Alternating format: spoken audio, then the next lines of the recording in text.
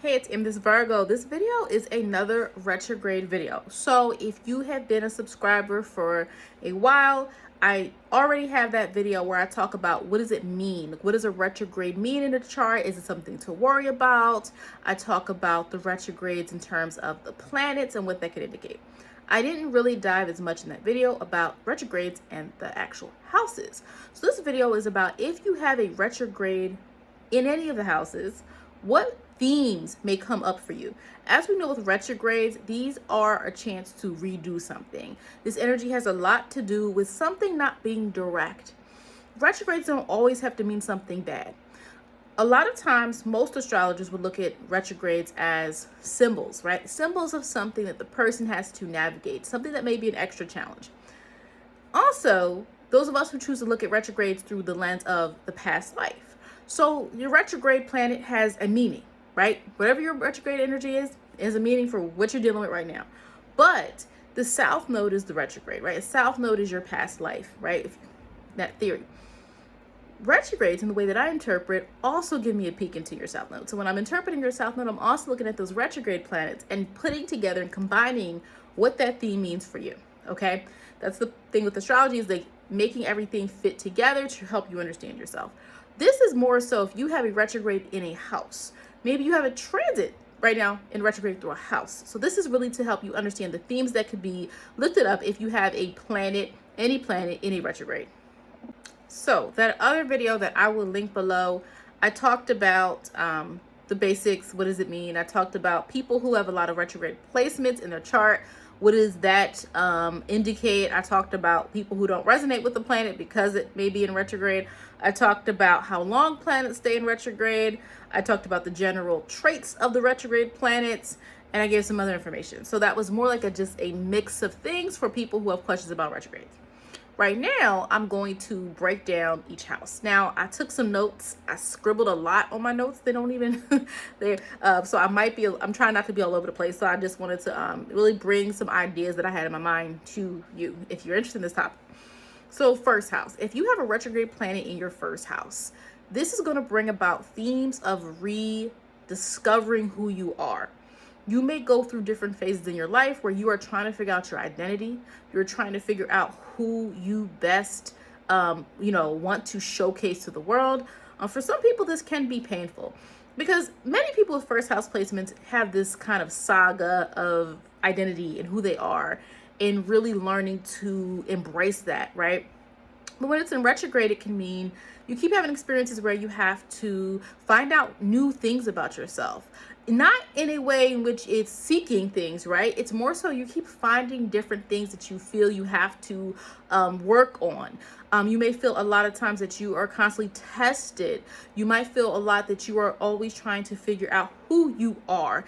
And you sometimes can feel like you know who you are, and then you get pulled right back out again, and you're like, I now don't even know where to start. So retrograde in the first house, it's really about reinventing yourself, reinventing who you are. You're learning the importance of fine-tuning that, because maybe in a past life situation, you took it for granted. You didn't know who you were, or you over-relied too much on someone telling you who you are. And now the retrograde, you're going to keep having these experiences until you can prove that you know how to assert yourself and you know who you want to be. Okay, this idea of being. The first house is instinctual. It is about, this is what I am and this is what I am representing. This is what I come forth with. But you could always have a person who is retrograde planets in the first house and you do not understand. You're always searching. You feel like you're searching for who you are. You're searching for purpose in your identity, purpose in who you are in relation to other people. And you may have other things in your life figured out, but it's hard for you to really get grasp on you. And so that represents like going through those emotions, go through those experiences. Guess what? Yes, you might go through some phases. You might go through some phases trying to figure out where you identify who you are.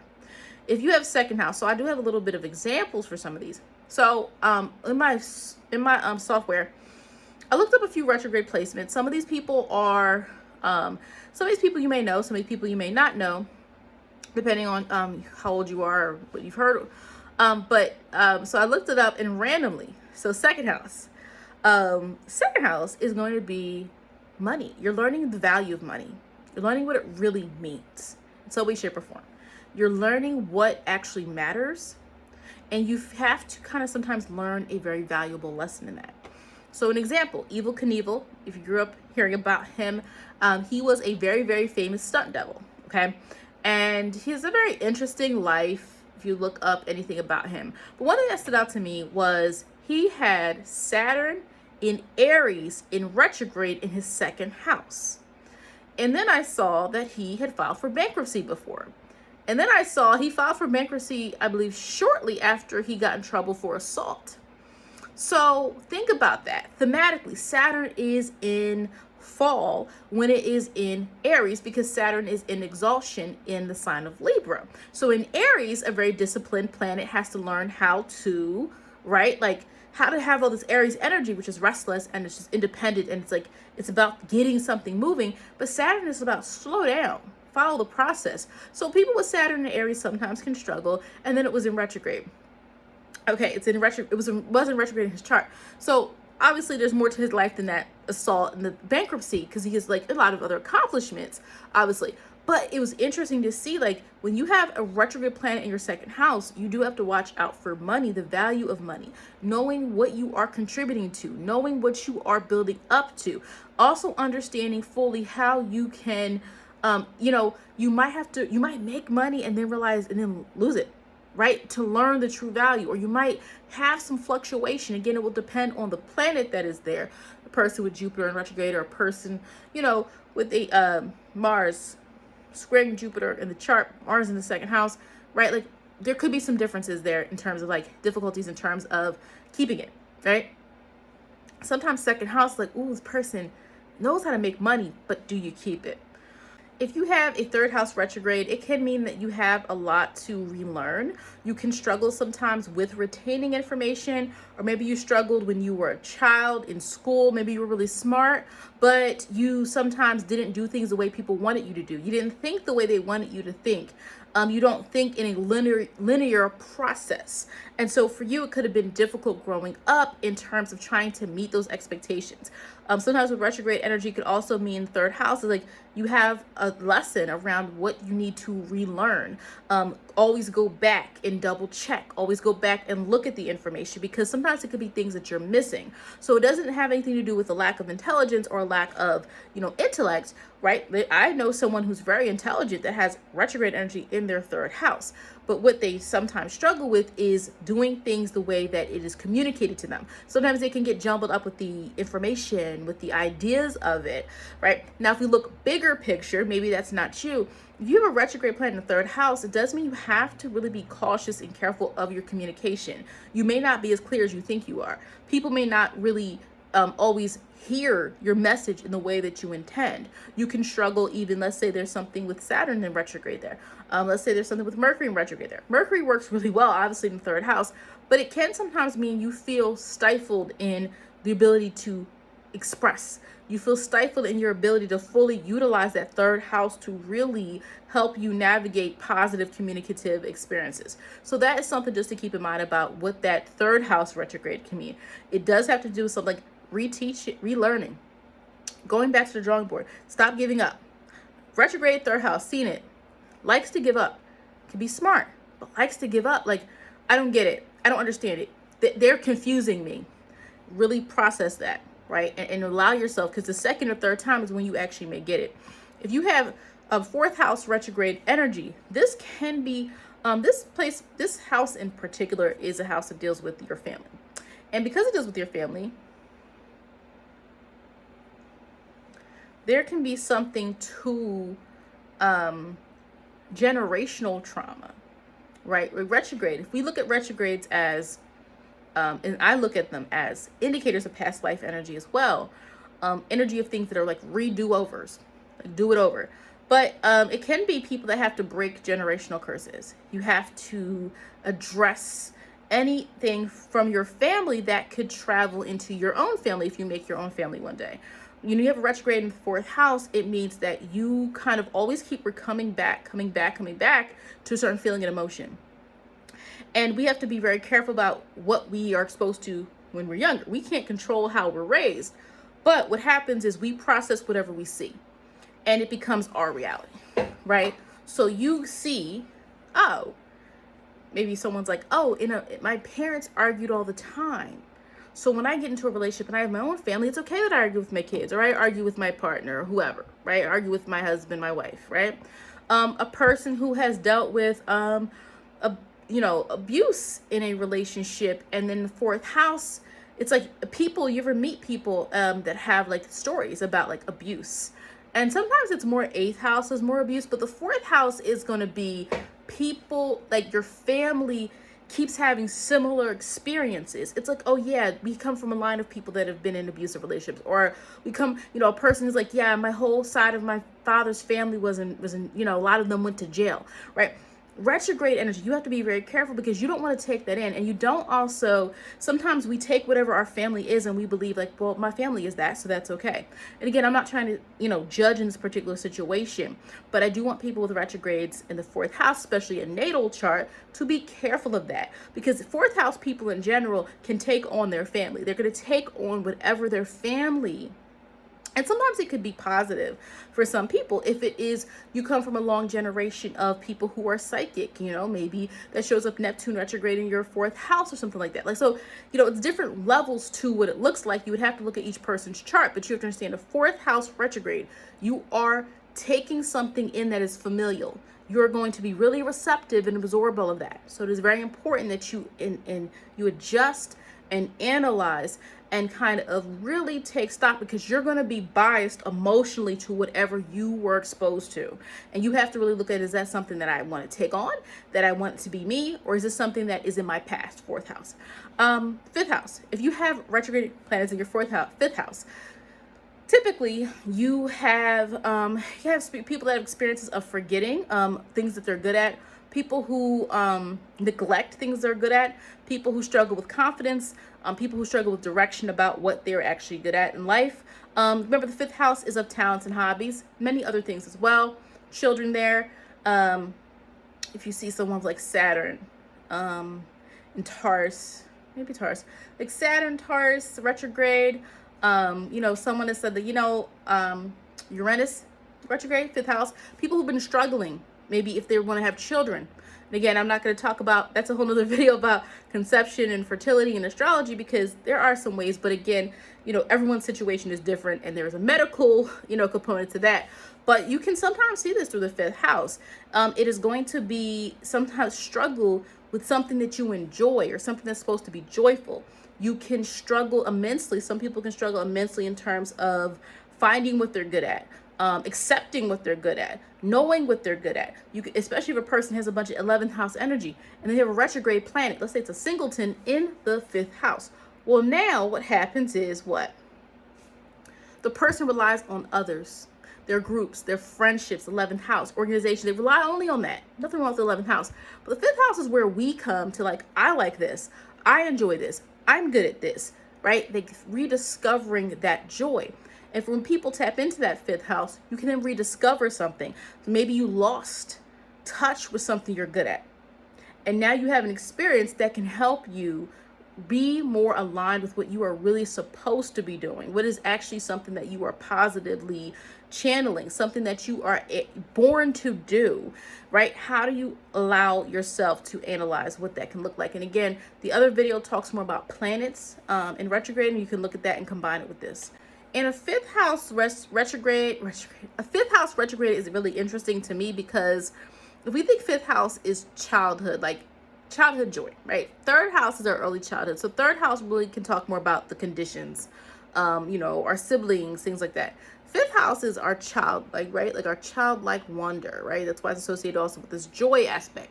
What I think about this though is, a lot of times when you have retrograde energy in your fifth house, it's go back to the source. What did you like to do when you were a child? If you're a person that's like, I don't have any hobbies, I don't know what I'm good at. What were you good at when you were a child before someone told you couldn't do it? What were you doing, right? What did you want to be? And how do you create that as an adult? Like, how do you maybe have hobbies or different interests or things that you do aligned to that childlike inner energy of what it was that you used to want to do and want to be? So the fifth house becomes important when it comes to your own sense of confidence. We all need something we think we're good at, or we're told we're good at, or that we're acknowledged for. All of us need that.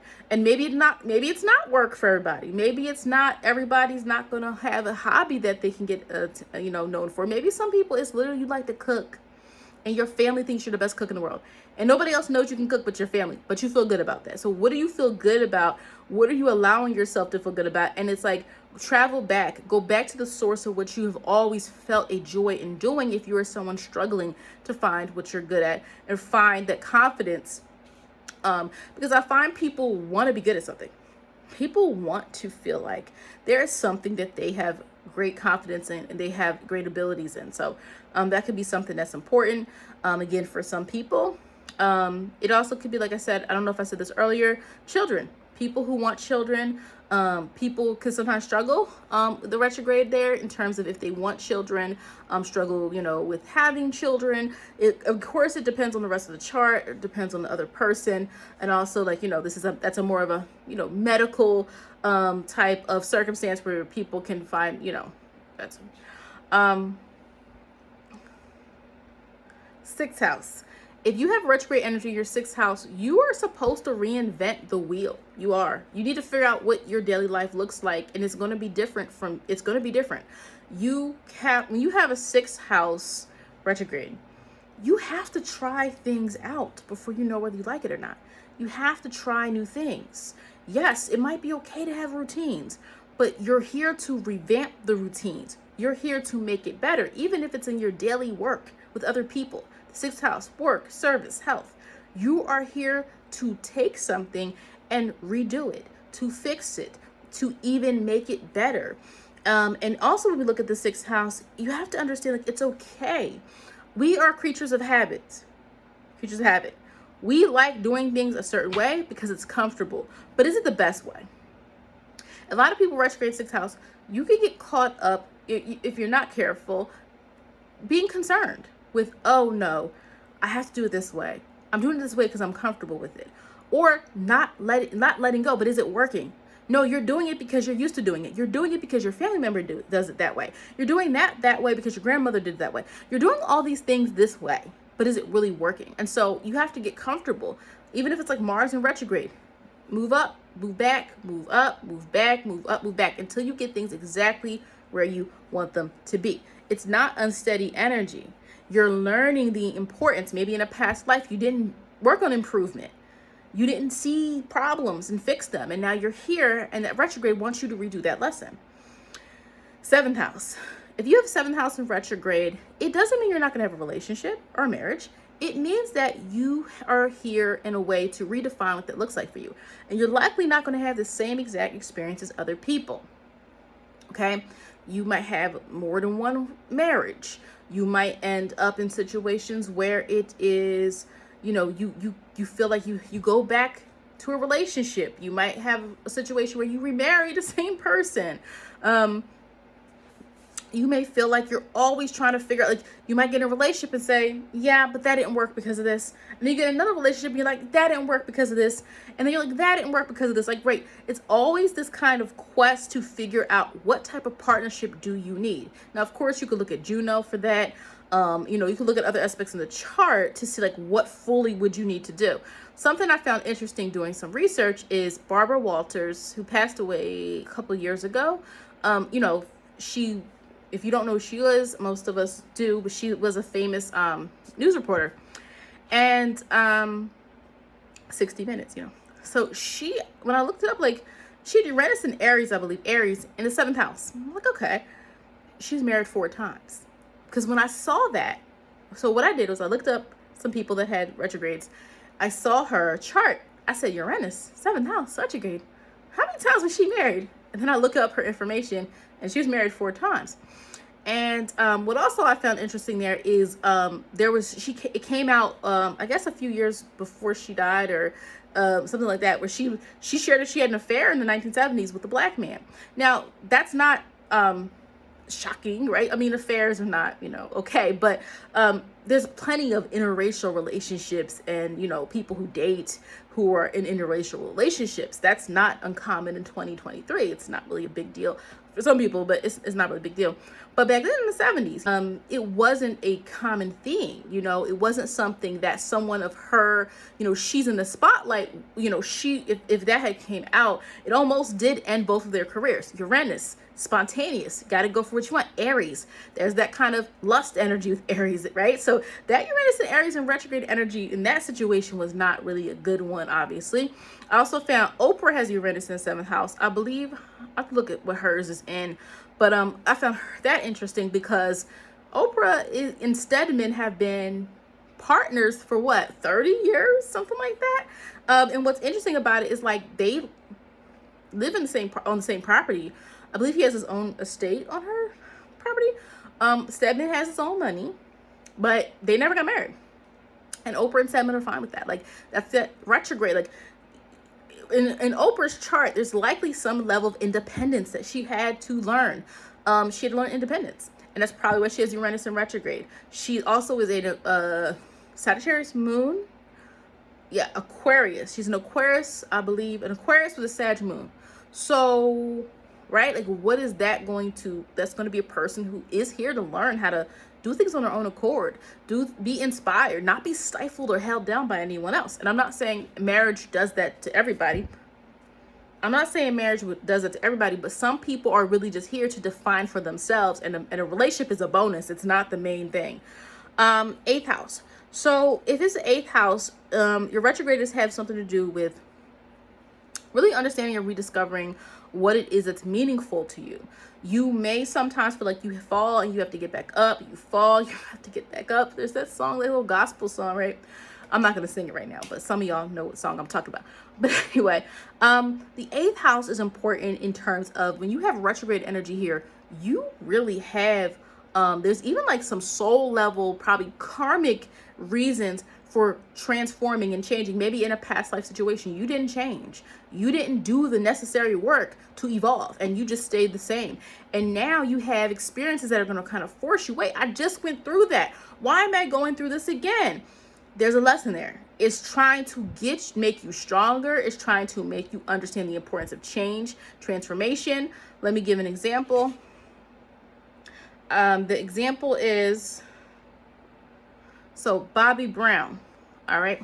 Bobby Brown, big R&B singer in the 80s and 90s. Bobby Brown has Jupiter, Uranus, and Pluto in retrograde in the 8th house. Any of you who know about Bobby Brown know that at some point he struggled with, drug addiction. I think his drug addiction, maybe some alcohol as well. Pluto, if we're not careful, can control us. It consumes us. It's a dark cloud over us if it's not being used to empower us, if it's not being used for us to be really concentrated in an area. Pluto can be that, right?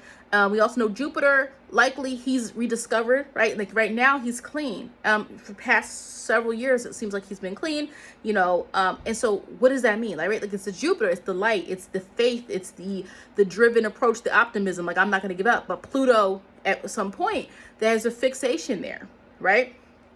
And Uranus, which is about, he changes through unexpected situations. Like, unfortunately, there's been a lot of tragedy in his life. He lost obviously he was with Whitney Houston in the 90s and part of the 2000s. They were married and, they really loved each other, but we know that relationship, there was a lot of addiction on both ends. And unfortunately, both very talented, both, of course, Whitney, like, is iconic in terms of her voice. So both very talented people, but there's some things that got in the way of that. Also, so then he lost, Whitney passed away. They weren't together when he passed away, but he was still hurt by it. His daughter passed away, Bobby Christina. I don't remember. It was a couple years after Whitney. Same type of situation.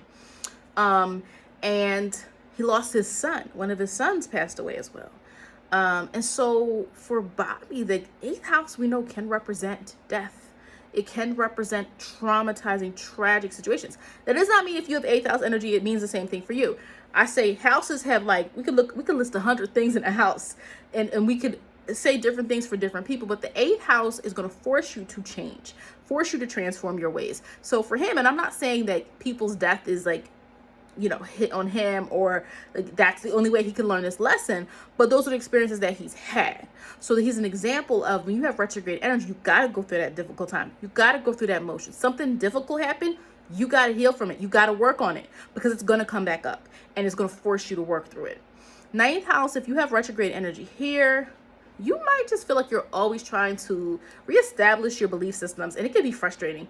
Like if you're a person who's like, I'm just trying to find purpose in life, and someone might say, oh, I'm a person, like think of a person, oh, I'm atheist, oh no, I'm Buddhist, oh no, I'm spiritual, oh no, I'm back to Christianity. Like people who are constantly changing their belief systems, they're trying to find purpose. They don't know what their purpose is.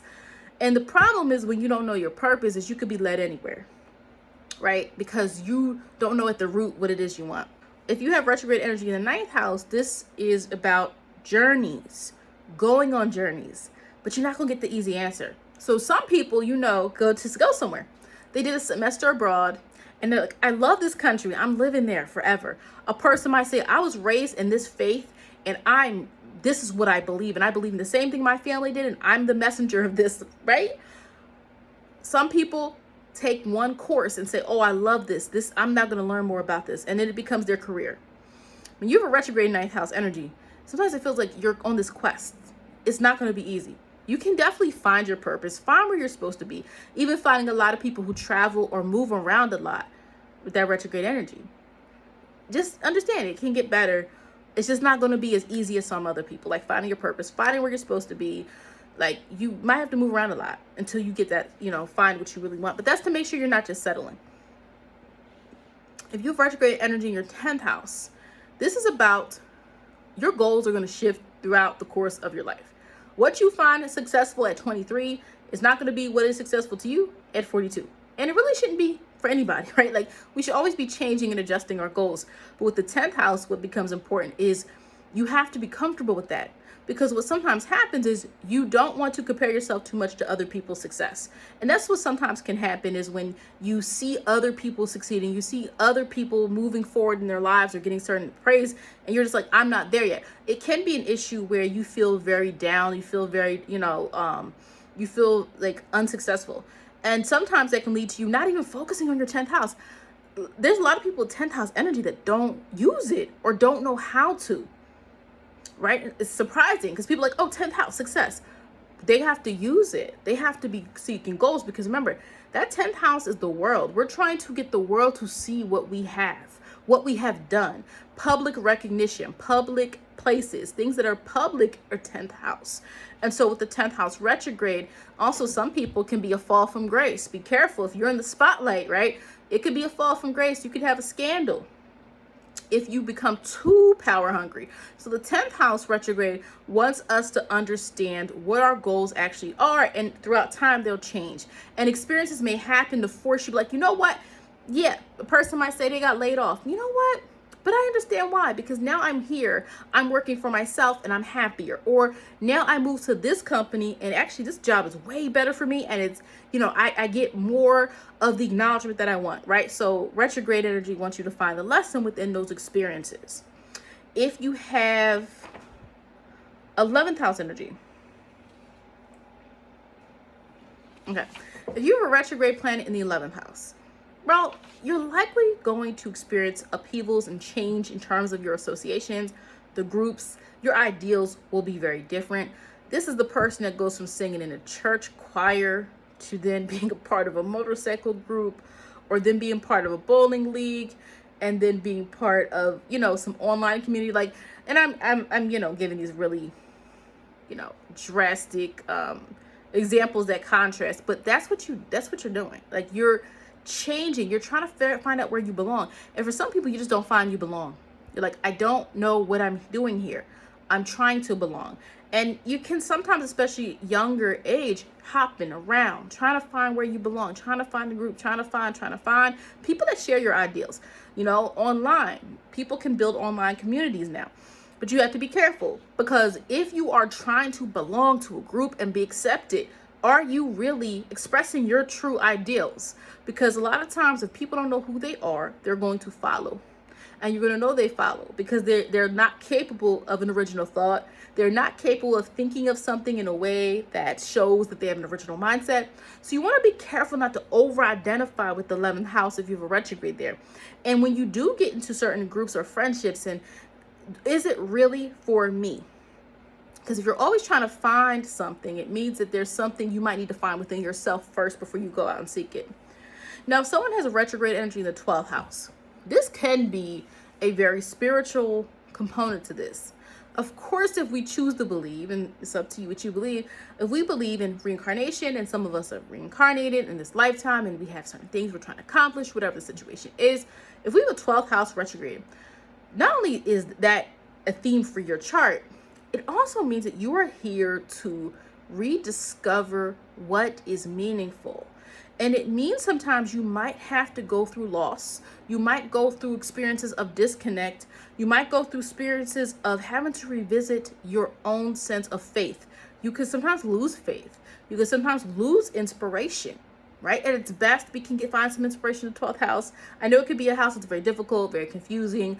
Traditionally it was seen as a house that could be like of isolation. But what's happening with the retrograde, the worst that can happen is, yes, you are super consumed. You are consumed with not feeling like you can recover. That's the worst thing you could do in the 12th house. I'm not recovering. You're not healing. You're choosing to remain in that state of instability. But what happens when you have 12th house retrogrades is it is finding throughout those experiences the faith, finding the meaning, the purpose. Yes, that happened, but I have a spiritual belief about that. Yes, this happened, and I understand why. It doesn't mean that we can't have things happen that are really difficult for us to deal with. I'm not saying we have to accept things that people do to us that are negative or harmful. That's not the point. Is this energy or this explanation, but it's really about rediscovering meaning and purpose. And it might take a while. Remember, that 12th house is not about time. It does not care about a timeline. So it does mean that when you have that retrograde energy, you feel like lost a lot, or but if you feel like you're constantly lost in something, it means you haven't found the right direction yet.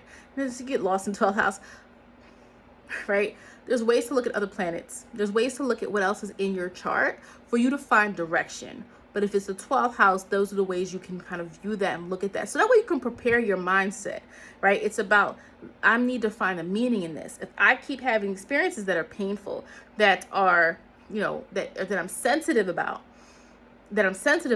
how do I find opportunities to find the meaning in that? How do I find direction? Right? What bothers me, what pains me, is actually a symbol of something. It's a sign of something that I can find more direction towards.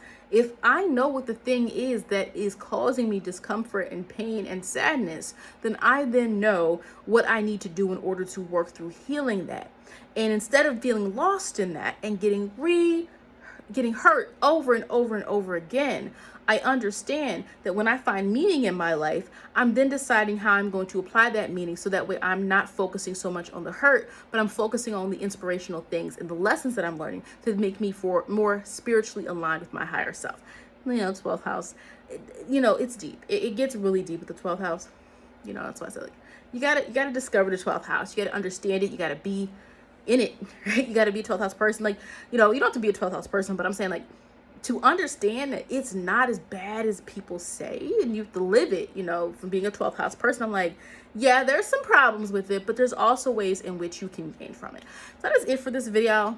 Hopefully you found some value in it. Also, feel free to check out my first video on retrogrades.